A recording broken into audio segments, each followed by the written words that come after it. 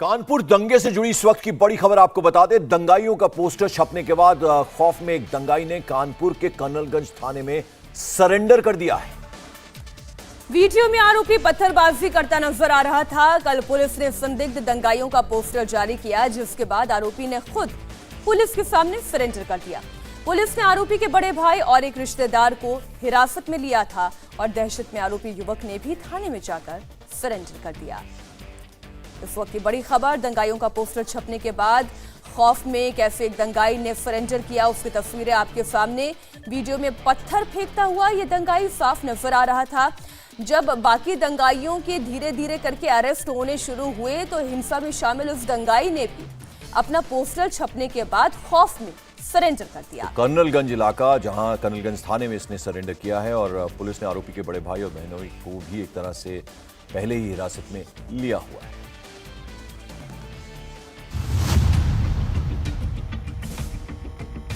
Poster बाजारों में लग गए।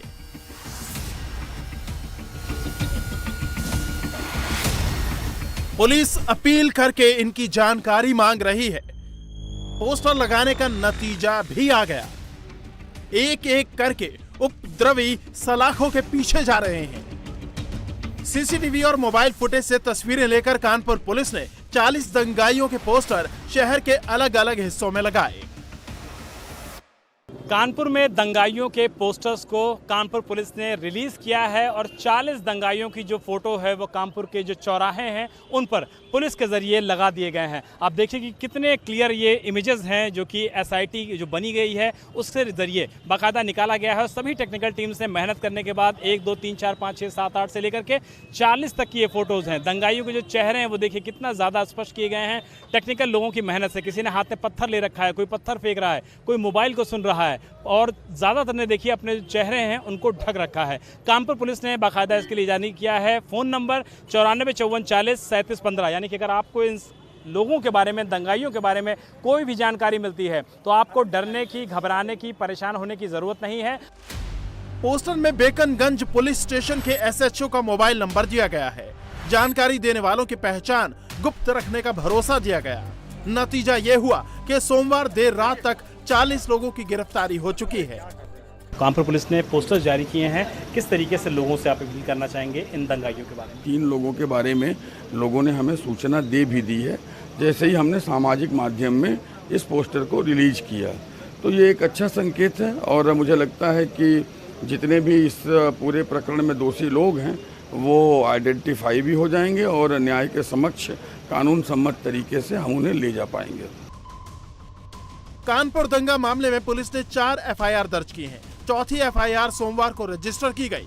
ये एफआईआर 7 ट्विटर हैंडल चलाने वाले लोगों और एक फेसबुक अकाउंट होल्डर के खिलाफ की गई है।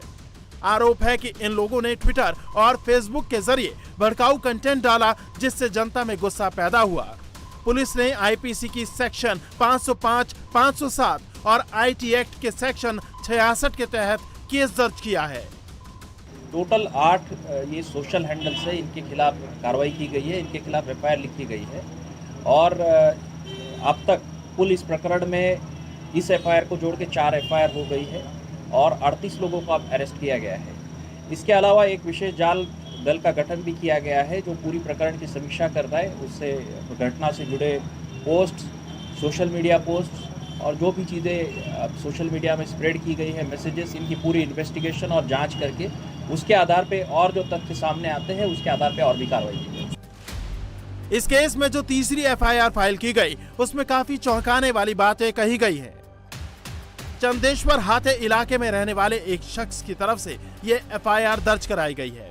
एफआईआर में दर्ज है कि 3 जून को दंगाइयों की एक भीड़ हाथों में हथियार लेकर ये नारे लगा रही थी कि चंदेश्वर हाथे और परेड इलाके में रहने वाले सभी हिंदुओं को मार दो। मुस्लिम इलाके में हिंदू कैसे बचे रह सकते हैं? कानपुर की हिंसा में जो तीसरी एफआईआर यहां के रहने वाले मुकेश की तरफ से दर्ज की गई है उसमें कहा गया है कि चंदेश्वर हाते में ज्यादातर हिंदू परिवार रहते हैं, जबकि इसके आसपास ऊंची ऊंची इमारतें मुस्लिम परिवारों की हैं। और शिकायत की गई है या कहें कि एफआईआर में कहा गया है कि इसी इलाके को विशेष तौर पर निशाना बनाकर पथराव किया गया। इतना ही नहीं, इन छोटी छोटी गलियों के जरिए सामने जब आप देखेंगे तो आपको एक बड़ी इमारत नजर आएगी। इस इमारत से भी पथराव किया गया और यहाँ के स्थानीय लोग कह रहे हैं कि पथराव इसलिए किया गया कि किसी भी कीमत पर इस हाते को टेरराइज किया जा सके, यानी खौफ फैलाया जा सके। कानपुर पुलिस ने कल इसी इलाके में फ्लैग मार्च किया और लोगों को सुरक्षा का भरोसा दिया। Joint commissioner of police Anand Prakash Tiwari खुद माइक लेकर अनाउंसमेंट कर रहे थे। कानून का उल्लंघन करने की कोशिश ना करें, कानून व्यवस्था को किसी भी तरह से छेड़छाड़ करने की कोशिश ना करें।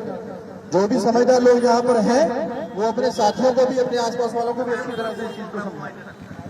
हम सब आपके लिए हैं, आपकी सुरक्षा के लिए हैं और आप जिस प्रकार से अपना कार्य करते हैं, अपनी दुकानें, अपना व्यवसाय, अपना दैनिक कार्य वो आप करें। हम सब आपके लिए यहाँ पे हैं और हम ये विश्वास दिलाते हैं कि किसी भी प्रकार की समस्या आपके साथ यहाँ पे हम नहीं आएंगे।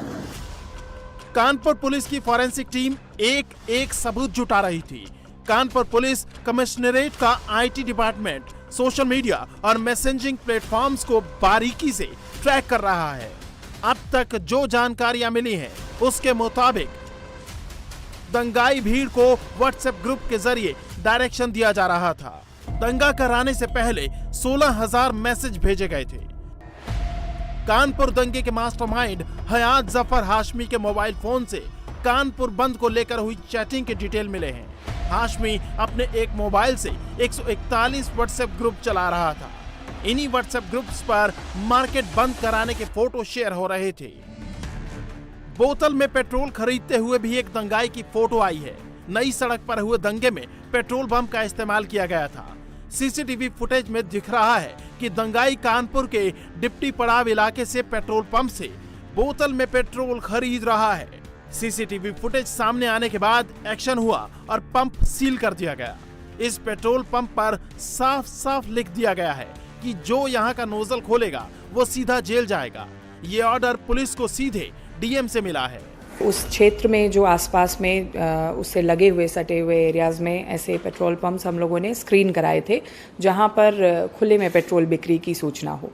तो स्क्रीनिंग में हमें कुछ फुटेजेस जो उपलब्ध हुए हैं उसको हमने हमारे जो टीम है उसके माध्यम से, डीएसओ की टीम के माध्यम से अवलोकित कराया and then we gave the entire footage. उसको रिट्रीव करके डीवीआर जो है वो पुलिस को उपलब्ध करा दिया है। फर्दर इन्वेस्टिगेशन का वो पार्ट बनेगा।